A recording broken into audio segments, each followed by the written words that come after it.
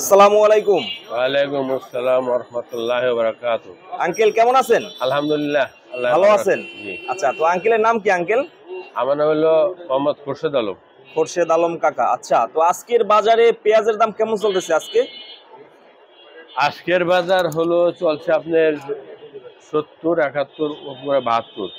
৭০, ৭১ উপরে ৭২। এটা কি আর ফরিদপুরের? এটা ফরিদপুর, রাজবাড়ি এটা ৭২ টাকা, হুম, ফরিদপুর এটা ৭০ টাকা, হুম।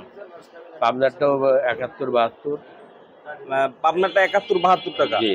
আচ্ছা, পেঁয়াজের দাম আমরা কিছুদিন আগে দেখছি ৭৭, ৭৮ টাকা ছিল পাংশার। পাংশারটা কত আজকে? পাংশাটা আজকে ৭২, ১২টা ৭২ টাকা। ৭২ টাকা আজকে না?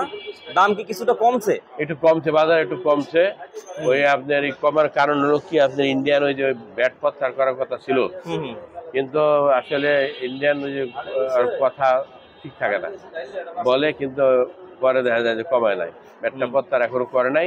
ওই আশায় মানে সবাই আতঙ্কে মানে পেঁয়াজ বেচা কেনা কম করছে, চাষিরও পেঁয়াজ মানে আমদানি কম করছে। হুম, হুম, হুম, হুম। এখন ওই যে ওই ওই ভয়ে ভয়ে পেঁয়াজের বাজারটা কমছে।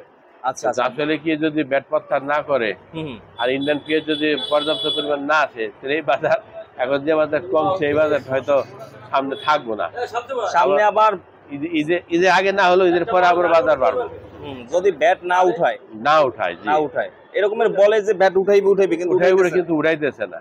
হুম, হুম, হুম। আর অপর দিকে আপনি ইন্ডিয়া যে মানে ব্যাট পাত্তার কথা শুনে, ইন্ডিয়া তো বাজার মনে করেন যে হু করে বেড়ে গেছে। আগে বাজার ছিল হলো 15 টাকা থেকে 20 টাকা, 18 হুম। টাকা, 19 টাকা। হ্যাঁ, হ্যাঁ। এখন ওই ব্যাট পাত্তার কথা শুনে ওই লোকাল বাজারে আবার বাজার বেড়ে গেছে, ইন্ডিয়ান বাজার বেড়ে গেছে গা।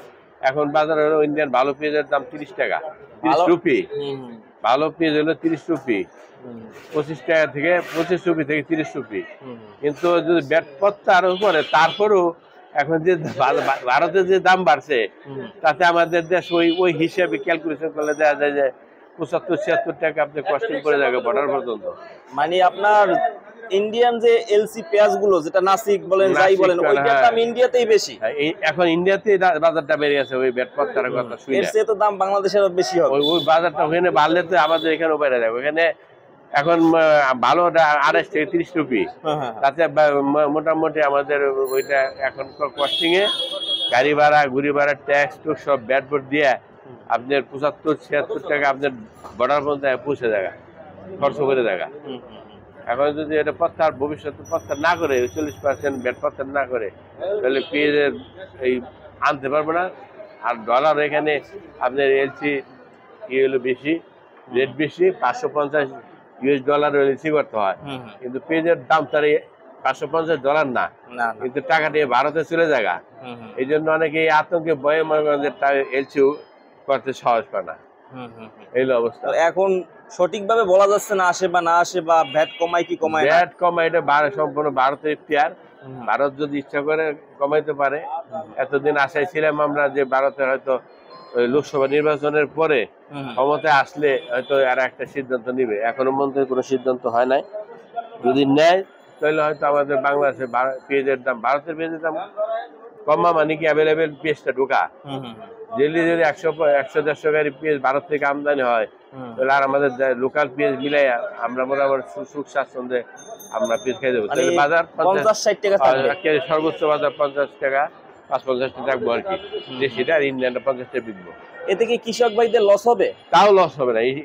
পরে ইন্ডিয়া, এবার বাংলাদেশে পেঁয়াজ হয়েছে পর্যাপ্ত, হুম। কৃষকের যদি 50 টাকা পেঁয়াজ বিক্রি করে, তারপরও চাষি ভাইদের লস হবে না, লস হবে না, না? লস হবে না। হুম, হুম, কিন্তু এখন মনে করেন যে মানুষ তো সবাই টাকার লোভী, হুম, ভাবতেছে হয়তো ইন্ডিয়া যদি পেঁয়াজ না দেয়, বাংলাদেশের পেঁয়াজের দাম 100 টাকা হইতে পারে। হুম, হুম। ওই আশায় ওই চাষিরা আশায় পেঁয়াজ আশায় রাইখে দিছে। পর্যাপ্ত পরিমাণে পেঁয়াজ থাকা সত্ত্বেও আমদানি করে না। আমদানি করে না। হ্যাঁ, লোকাল মোকাম আমদানি করে না, হুম, হুম, করে পেঁয়াজের শর্ট লোকে বাজারে শর্ট থাকে, হুম, হুম, এই কারণে বাজারটা বেশি। হুম, হুম। কৃষক ভাইরাও টাকা মোটামুটি পাইলে ভালো, সামনে উৎপাদন আরো বেশি না, করবে। এবার পাইছে চাষি ভাইরা, পেঁয়াজের বাজার ভালো পাইছে শুরু থেকেই, হুম, হুম, ভালো পাইছে, এখনো ভালো পাইতেছে। হুম, কিন্তু ওই দেখা যায় যে ইন্ডিয়ান পেঁয়াজটা আসলে হুম, আমরা যারা নেই মানে মানে ক্রেতা, মানে যারা মানে পেঁয়াজটা খাই আমরা, হুম, চাষবাস ক্রেতা, তাদের জন্য আর কি উপকার হয়। 50 টাকা, 50 টাকা যদি পেঁয়াজের মূল্য থাকে, হুম, হুম, তাহলে সবার জন্য সহনীয় পর্যায়ে থাকে দামটা। হুম। অনেকের আছে দৈনিক ইনকাম 300-400 টাকা, তাদের জন্য বেশি ভালো হয়, কঠিন অবস্থা হয়। ভালো হয় বেশি। আর এবছর নাকি শুনলাম হাটের বাজারগুলোতে দাম একটু বেশি গেছে, আপনাদের শ্যামবাজারে কম। না না, আমাদের শ্যামবাজারে কম। আর ওই যে আপনার বাইরের ইন্ডিয়া না থাকার কারণে, যেমন চিটাগাং, তারপরে ফেনী, চৌমনি, লাকসাম, কুমিল্লা, ওই সমস্ত বাইরের যে মোকামগুলো আছে, ওই মোকাম আমাদের ঢাকার চাইতে 2-3 টাকা বেশি বিক্রি হয়। এই জন্য বেশিরভাগ পিসগুলি আপনি ওই সমস্ত এলাকায় জায়গা, মানে যেখানে দাম বেশি পায়, যে জায়গায় দাম বেশি হয় হেনে জায়গা মানুষ তোমার লাভের বাগটাই দেখে। এই জন্য আমাদের শ্যামবাজারে তুলনামূলকভাবে পিস আমদানি কম, এবং আমরা বেচারও কম, আমদানিও কম। আমদানি কম। আচ্ছা, তো ব্যাপারী ভাইদের কি লস হয়েছে মাঝখানে কিছু? ব্যাপারীদের লস, এখনো লস হয়ে যাচ্ছে। ব্যাপারীরা শান্তিতে নাই, কারণ এই যে মাঝখানে বাজার মনে করেন যে এই যে 76-77 টাকা বাজার, এই বাজার এসে বললো 70 টাকা, 71 টাকা। অনেকের মনে করেন চড়া মূল্যের পিসটা করা ছিল, ওই পিসগুলি তো এই বাজার মোটামুটি ব্যস্ত হয়েছে, এদের লস। এই যে এই আজকে যে পিস আপনি দেখতেছেন, এই পিসটার কস্টিং 72 টাকা, 71 টাকা, কিন্তু আমাদের এখানে আজকে বিক্রি হইতেছে 70 টাকা। ফরিদপুরের পেঁয়াজটা 70 টাকা বিক্রি হইতেছে, 70 টাকা বিক্রি হইতেছে, 68 টাকা বিক্রি হইতেছে। ব্যাপারীরা শান্তিতে নাই। এবছর কি গত বছরের চেয়ে উৎপাদন বেশি হয়েছে? তো গত বছর থেকে এবছর পেঁয়াজের উৎপাদন বেশি হয়েছে, এবং পেঁয়াজ যথেষ্ট পরিমাণ আছে বাংলাদেশে। এখন বাংলাদেশের চাষি ভাইরা মনে করেন যে একটু দাম বাড়লে আরো শক্ত হয়ে যায়, এরা পেঁয়াজ মাটির বাজারে আমদানি করে না, ফলে কৃত্রিম ক্রাইসিস। কিন্তু আড়তদারদের এই ক্ষেত্রে কোনো ভূমিকা নাই। আমরা হলো কমিশন এজেন্ট, আমরা 1 কেজি পিস বিক্রি করলে আমরা 40 পয়সা পাবো, কিন্তু আমরা না পাইলে, না বিক্রি করলে আমাদের আর লস। শ্রমিকদের, লেবারদের বেতন, তার কর্মচারীদের বেতন দেওয়া, দোকান ভাড়া, কারেন্ট বিল, গ্যাস বিল, এই সমস্ত দিয়ে আমরা খুব হিমশিম খেয়েছি। দাম কমলে সেল বাড়ে, মাল আমদানি বেশি হয়। কিন্তু এখন তো মাল আমদানি কম, পুরো টোটাল শ্যামবাজারে 20 গাড়ি মালও নাই, যেখানে 100 গাড়ি মাল অ্যাভেলেবেলই থাকে, 20 গাড়ি মালও নাই, অনেকটাই কম।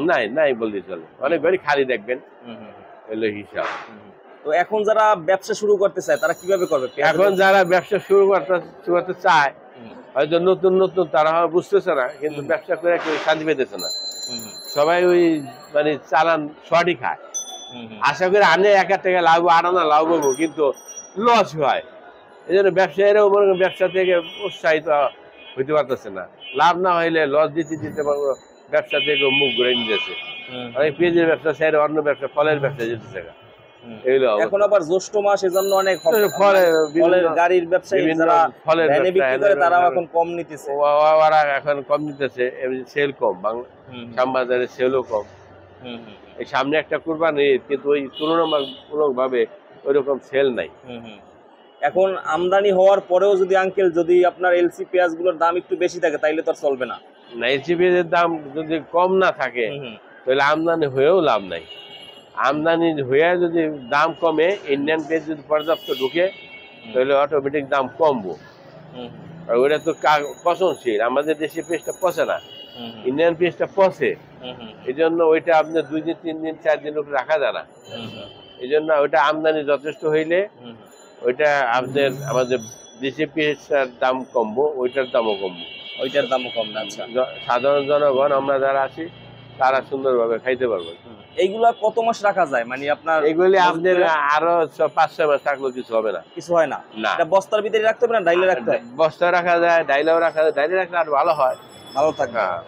আচ্ছা, এইগুলা কোথার আঙ্কেল আজকে? এটা হলো ফরিদপুরের পেঁয়াজ। ফরিদপুরের এটা আজকে কত করে দিচ্ছেন?